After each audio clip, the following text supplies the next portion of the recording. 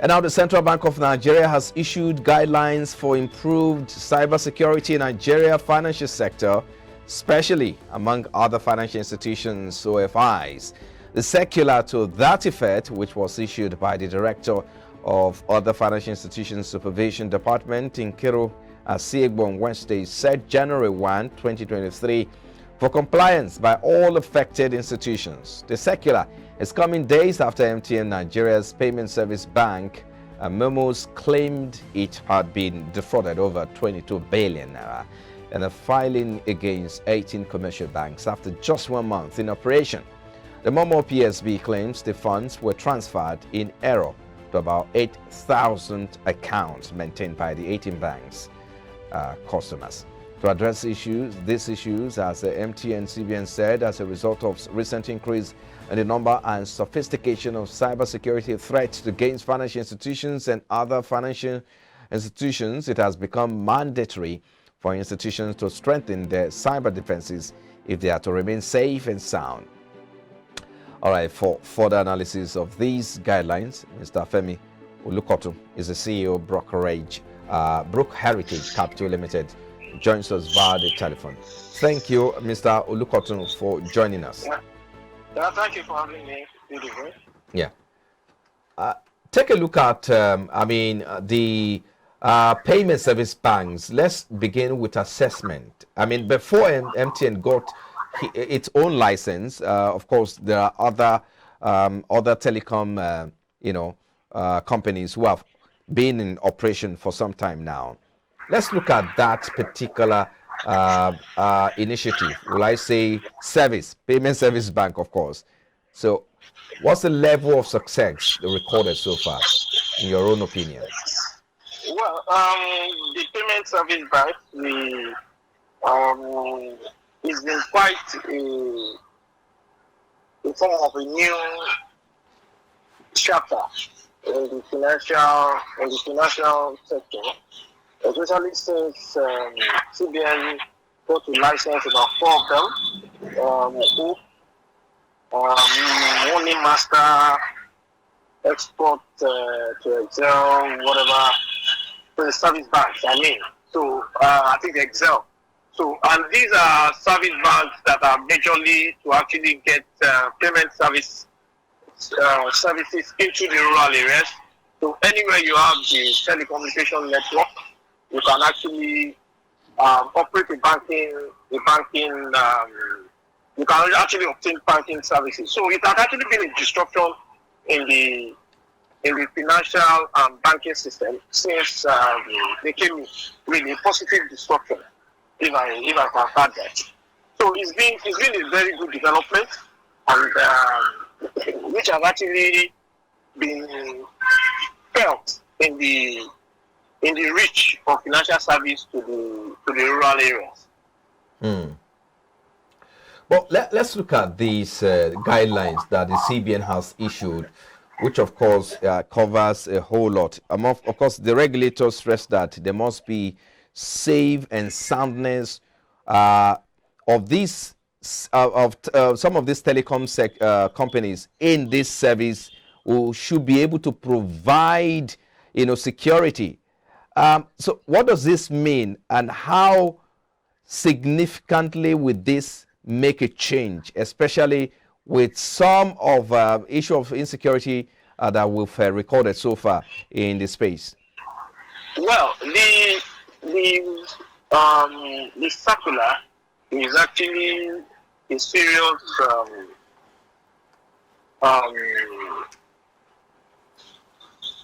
guideline that Central Bank is actually coming up with in the area of to tackle the cyber security. Because you see, payment service banks, microfinance banks in the new form in which they are taking now, fintechs. We in Nigeria, we have actually focused more on getting those organizations, those services in. Meanwhile, they come with a high level of cyber threats, which we have actually played down a little until just the one you quoted at the at the commencement of your show, which was talking about the MTN subsidiary that recorded the 22 billion cyber loss. Yes. Issue. Now, the idea is that we must embrace fintechs and technology in bringing the banking services to the rural. We must embrace it with necessary cyber risk analysis and risk framework, so that whatever kind of cyber threat that comes, that is going to come with all those services, we are actually going to be able to actually provide for them. Because in the Nigerian context now, we are not yet talking about the advanced persistent threats, which are more of like state-sponsored group of cyber attackers and what have you. We have not even started talking about that, because in the Asia, in Europe, in Asia, they are already recording that, where you have, okay, this is state-sponsored cyber group or cyber attack. But as we move into the area of fintech, where we rely so much on telecommunication technology to actually make the traditional banking services available, all these things comes with underlying threats, which are actually being developed pari pursue the services that you're actually trying to actually make available through this video. So you find out that you see app phishing. What we have now in Nigeria most of the time is phishing, all these unsolicited emails and text messages that comes in form of trying to lure you into releasing some of the security details and what have you. So which is basically phishing. But beyond phishing now, you have advanced persistent threats, you have ransomware, you have malware and what have you. So we have to develop our cybersecurity a resilience risk management system that ensures that cybersecurity is taken with very, very serious framework, which are part of the day-to-day operational system of any institution, either fintech, banks. And if you see this memo that Central Bank just released, it's actually addressing banks and other financial institutions. Which is, but in this case, most of the time don't release memos to those two institutions at the same time. But because this is a very serious threat, and it has to go to everybody. In this case, Mr. Adekoton, go ahead, please. Who should sit up more in combating this cyber threat? Is it the banks or the payment service banks like the telcos now? To a very reasonable extent, the telcos are going into an unfamiliar terrain. They are going into an unfamiliar terrain. So they need to sit up more. The banks, to a reasonable extent, have started building a lot of fire. Remember when the Central Bank of Nigeria, under the then CBN governor, Malam Sanusi, Lamido Sanusi, when this BVN, was it BVN?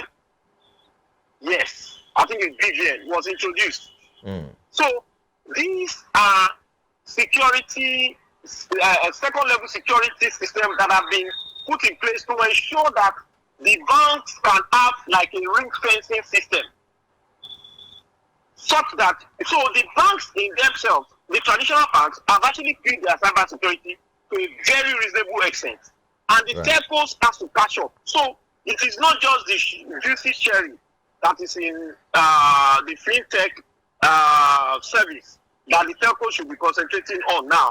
They must also ensure that they build their cyber security system to move pari passu with the financial technology that is actually being taken into banking services provision. So that you don't have any of those services becoming, for example, the Momo cyber attack is a very serious one, which means they actually got into that terrain without doing some certain things that ought to have been done. So it was easy to actually penetrate and actually go in there. So it's taking MTN now through Momo to go into to the judiciary to obtain a court order to allow banks to do some certain credit debits into the accounts that are affected. Right. Let me ask you. Yes. How well prepared are the telcos now who are into this terrain? Of course, it's a new terrain for them. And again, what chance do they have in terms of implication for their business? Well, they really have to. They don't have time to learn.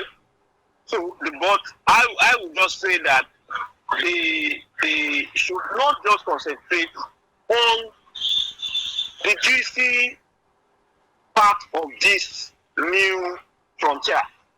We must be able to identify and analyze the risk and develop a risk management framework that is going to be moving pari passu with the technological advancement that is coming up as they are actually moving into the banking career. Because it is a payment service bank, so it's not that they can't give out rules. So, but they can make payment easy, and that is actually going to make them become like a collector, a first level collector. You know, PSBs now have to have accounts with banks. So it means that and the more you have liability, which is bank deposit liability, the more susceptible to attack that you are, because you are like a collector, an aggregator that gets the money in. Do you understand that? So you want to develop a very strong framework that will ensure that you don't pay money to who doesn't have or who doesn't own money, or money payment system made without the authority of the account holder. So if if this process of transactions is through the banks, one wonders why should the telcos who are operating in this new terrain be blamed for the error or the loopholes within the system, because they are suing the banks now, about 18 commercial banks, for this error. If you, to the best of my knowledge, the banks will act based on instructions that come from the telcos. Now, if your work is now being attacked through cyber, so that you are releasing an instruction to a bank, the bank cannot know, they cannot distinguish between an instruction you did not give and an instruction that was actually given by you. So they are bound to pay. So the next point of call is that how did the banks receive those instructions? Are you telling me now that there is a compromise with all the banks? That is strange. So obviously there is an instruction that got to the banks that the banks will not say no to. So the telco, because the banks are like they obey instruction. I have issued a check. I have said this is a 100,000 check paid to so as Mr. A and B, and I've signed, verify my signature, and pay. Now the next point of call is that, is this my signature? Yes. Did I sign under duress? The bank cannot verify that. So immediately you allow, is this a correct checkbook, a check leaflet? Yes. Did the bank give you this check leaflet? Yes. Did you pay according to the instruction you gave to the bank? Yes. So the bank cannot be liable. So I want to believe you will actually have gone to the.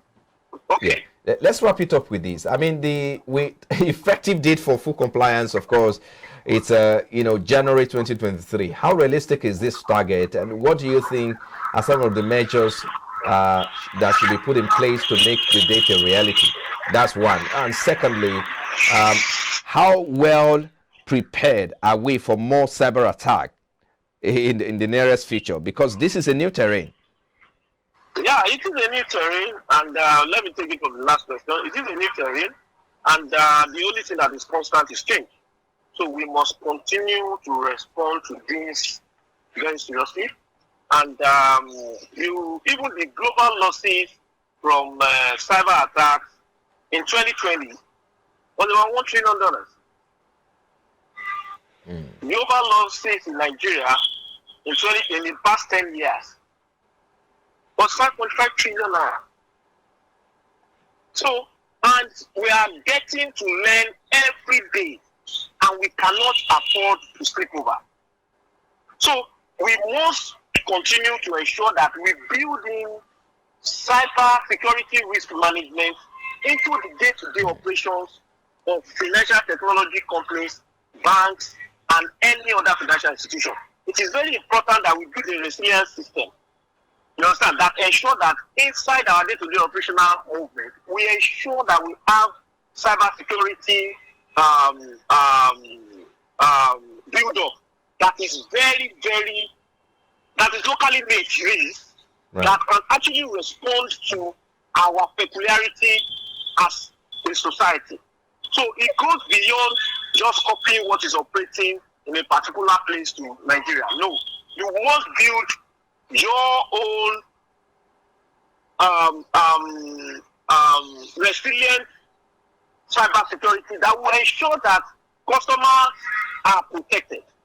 Because right, we cannot afford, for example, the crisis in Mu, no payment service bank depositor wants to hear that something happened to cyber and have lost money. So you must ensure that you have what it takes to protect people's deposit so that they won't lose confidence in the system. So it's a continuous, cyber security preparedness is a continuous process. Banks must continue to get themselves prepared, get updated, get human capacity training to ensure that staff within and around the organizations are well in tune and continue to educate customers on what and the channels in which they can access you as a service provider. So it's a continuous thing. You can't when you finish today, new ones come up. So it has to be a continuous process. That is why it has to be built into your system. We may not be able to take the other question, which is about how realistic is the date for compliance. Yes, because of our time, and of course 5 trillion naira is a lot of money. Yes, 5 trillion naira is a lot of money for businesses or commercial banks and their depositors. Well, on this note, we want to thank you for coming on the program, Mr. Femi Olukotu, is CEO, Brook Heritage Capital Limited. Thank you for your time on Business Breakfast. Thank you very much for having me. Yeah.